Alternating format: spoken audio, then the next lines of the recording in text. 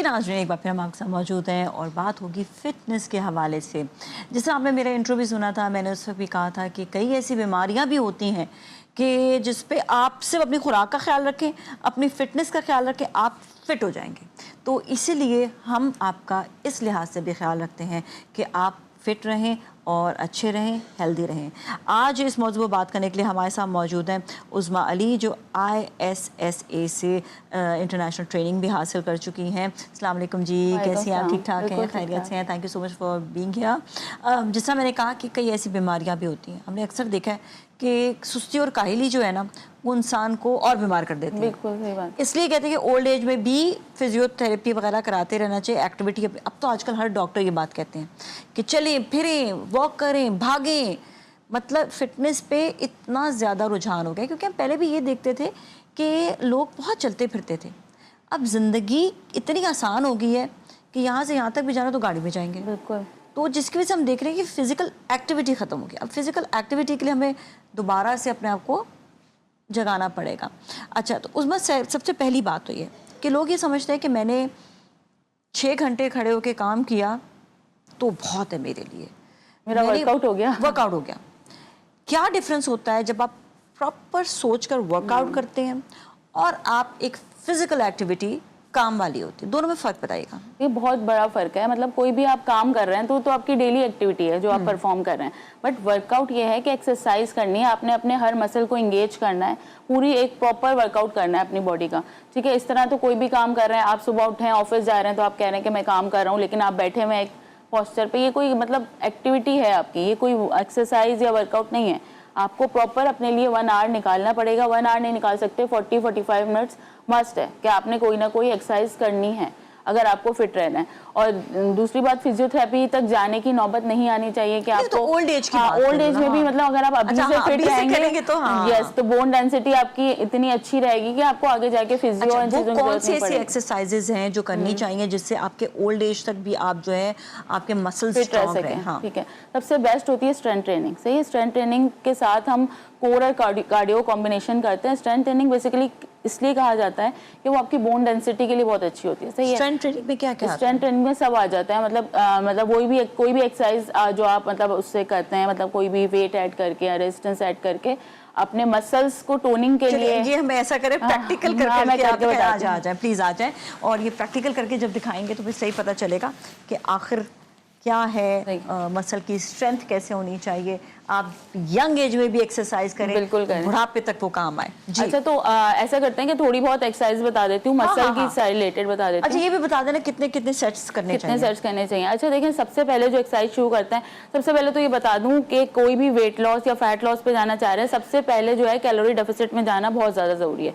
ठीक है, आप ये नहीं कहेंगे कि आप कैलोरी डेफिसिट में जाए बगैर वेट लॉस कर लेंगे या फैट लॉस कर लेंगे। ठीक है, कैलोरी कैसे काउंट? कैलोरी काउंट ये करते हैं कि आपका डेली इनटेक कैलोरीज कितना है, उससे आप कम इनटेक करेंगे तो आप कैलोरी डेफिसिट पे जाएंगे। ये पता चलेगा कितनी कैलोरी, ये कितनी कैलोरीज हासिल करनी चाहिए। ये ऐसे करते हैं कि एक BMR रेशो होता है, उसमें अपना एज और वेट डाल के उसको कैलकुलेट किया जाता है। वो ऑनलाइन आपको मिल जाएगा, उस पर अपने वेट और एज डालें, उससे आपको पता चल जाएगा कि आपको कितनी कैलोरीज इनटेक करनी है। मतलब मैं अभी भी इस पे लिख कर हाँ कर सकती है। वैसे अगर आप ये कर सकते हैं तो हम एक फॉर्मूला है कि मतलब अपना जो भी आपका वेट है उसको मल्टीप्लाई करें 15 से, तो वो आपको पता चल जाता है कि आपको इतनी कैलोरीज इनटेक करनी है। लेकिन वो कैलोरीज वो होती हैं जो आपको डेली इनटेक करनी है, लेकिन अगर आपको डेफिसिट में जाना है तो आपको उससे कम लेनी पड़ेगी। ठीक है ना।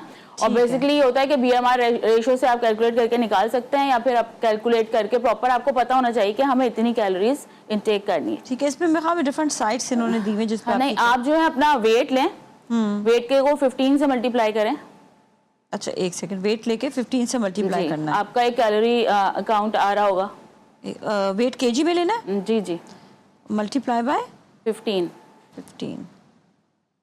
ठीक है, ठीक है, नहीं जो नहीं बता उसके जो आ रहा है वो आपका इनटेक है, जो आपको हेल्दी और फिट रहने के लिए लेना है। यानी लेकिन अगर आपको डेफिसिट में जाना है, भूख लगती है आपको अगर डेफिसिट में जाना है तो आपको उससे फॉर एग्जांपल अगर आपका 1200-1300 आ रहा है तो आपको 1000 कैलोरी मतलब जाना है, या 900 कैलोरी डेफिसिट पे जाना है। ठीक है। अच्छा, सबसे पहले जो भी वर्कआउट करें, मैं स्ट्रेंथ ट्रेनिंग से स्टार्ट करना चाह रही हूँ, लेकिन उससे पहले आपने वार्म अप करनी है अपनी पूरी बॉडी को।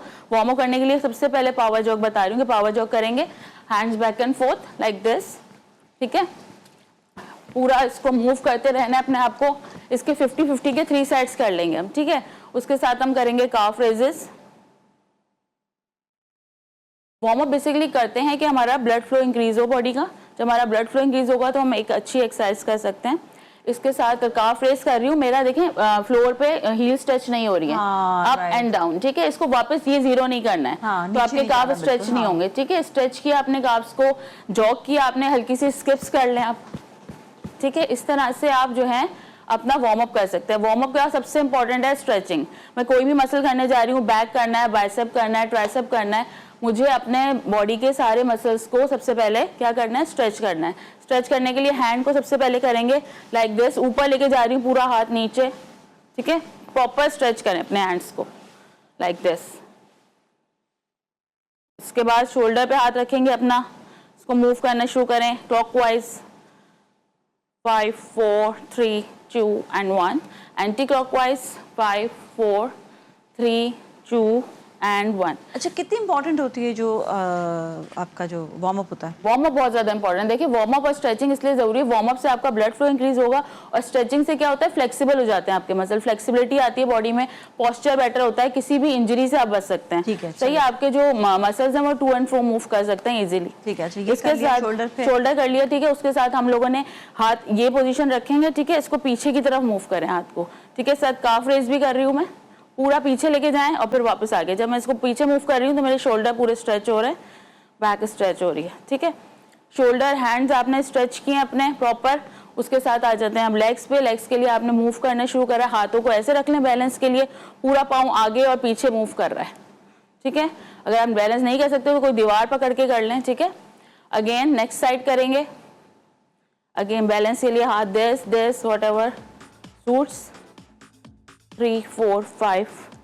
मूव करने के बाद अप करेंगे लेग्स को, क्वाड्स स्ट्रेच हो रहे हैं आपके बाकायदा, अप एंड डाउन 3 2 1, होल्ड करेंगे 3 2 1 and down, 3 2 1 and down, 3 2 1 and down. मैं कम रिपीटेशंस कर रही हूँ टाइम की वजह से, आप लोग इसकी ज्यादा रिपीटेशंस कर सकते हैं। 10 10 12 12 तो कर लें, ठीक है। उसके साथ पीछे पकड़ेंगे अपनी लेग को इस तरह से और पूरा स्ट्रेच करके आगे तक मूव करके होल्ड करेंगे, स्ट्रेच करेंगे and down. Next leg up, hold, stretch fully, 5 4 3 2 and 1 down, ठीक है। इसके साथ जो है आप अपने ग्रोइन एरिया को स्ट्रेच कर सकते हैं। अप करेंगे लेग को, दिस प्रॉपर मूव हो रहा है आपका ग्रोइन एरिया, इनसाइड थाई जो आपका पोर्शन होता है वो स्ट्रेच नहीं होता, ठीक है।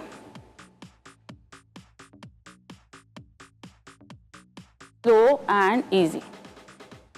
अच्छा, कोई भी एक्सरसाइज शुरू करें, मसल की शुरू करें, हसल नहीं करना है, सही है। स्लो स्लो हमें एक्सरसाइज करनी है। अच्छा, मैं बता रही हूँ सबसे पहले लेग मसल से स्टार्ट कर रही हूँ। 2-3 एक्सरसाइज हर मसल की बता रही हूँ जितना टाइम है मेरे पास। शोल्डर डिस्टेंस से पाँव है आपके, ठीक है। दिस, अगर डंबल्स नहीं है तो वाटर बॉटल्स ले लें, अप हेल्ड ग्रिप रखनी है। और शुरू में कम केजी से शुरू करें, कम केजी शुरू करें, 2 से शुरू कर लें, नहीं तो वाटर बॉटल से शुरू कर लें, ठीक है।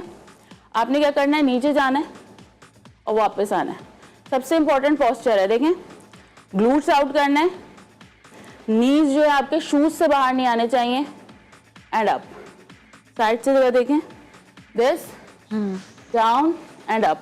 अगर आपसे इतना नीचे नहीं जाया जा रहा, आपके नीज में दर्द है, तो आप सिर्फ इंगेज करें और वापस आ जाए, इंगेज करें और वापस आ जाए, ठीक है। इसके साथ ये फर्स्ट एक्सरसाइज है, इसके 3 सेट्स कर लें 15 15 15 के। नेक्स्ट आ जाए लंजेस पे, अप हेल्ड पोजीशन, अगेन पाँव आगे फॉरवर्ड लेके जा रहे हैं, फॉरवर्ड लंजेस 90 बनाएंगे बोथ लेग्स से, वापस 0, अगेन फॉरवर्ड गया लेग 90 बोथ लेग्स एंड 0, ठीक है। इसके भी हमें 15 15 रिपीटेशंस करनी है, दोनों मिला के 1 काउंट होगा। अच्छा, एक बहुत अच्छी एक्सरसाइज है डेडलिफ्ट के लिए, वो बैक पे भी आती है और आपके थाई मसल के लिए भी ओवरऑल बॉडी एक्सरसाइज है। शोल्डर डिस्टेंस पे पाँव है, इसके पोस्चर बहुत इंपॉर्टेंट है, नीचे जाना है दिस और ऊपर आके हिंज बैक, सही है। इसमें मैं किस तरह जा रही हूँ देखें, इसमें भी नीज आगे नहीं आ रहे, ग्लूट्स आउट हो रहे हैं, पीछे जाना है, प्रॉपर और ऊपर आके स्ट्रेंथ कितनी आएगी? बहुत ज्यादा आती है जब हम सारे मसल एंगेज हो रहे हैं, ओवरऑल बॉडी। और जब मैं हिंज बैक कर रही हूँ तो मेरी पूरी लोअर बैक एंगेज हो रही है। अच्छा, लोग ये समझते हैं कि पता नहीं एक्सरसाइज करेंगे तो हमारी लोअर बैक का, देखिए जिसको जो इंजरी या प्रॉब्लम ऑलरेडी हो चुकी है ना, तो वो इस तरह से ख्याल रख सकते हैं कि आप अपने डॉक्टर से कंसल्टेशन जरूर लें पहले ना, ताकि पता चले कि आपको कौन सी एक्सरसाइज करनी है, कौन सी एक्सरसाइज नहीं। देखिए अगर कोई इंजरी है आपकी, अगर बैक में कोई इंजरी है तो जाहिर है इस तरह की एक्सरसाइज नहीं करें, आप अपने डॉक्टर से रिकमेंड करके करें। पहले हम यही कहते हैं कि कोई ना कोई इंजरी है तो आप हमें इन्फॉर्म करें, ताकि हम उसके हिसाब से फिर आपका डाइट प्लान बनाया जाए। थैंक यू सो मच, बहुत बहुत शुक्रिया आपका। और इसके साथ ही नाज़रीन आज के लिए इतना ही। अपना अपने घर वालों का बहुत ख्याल रखिएगा। नाज़िया मलिक और टीम को दीजिए इजाजत। अल्लाह हाफिज़। कोई बात नहीं।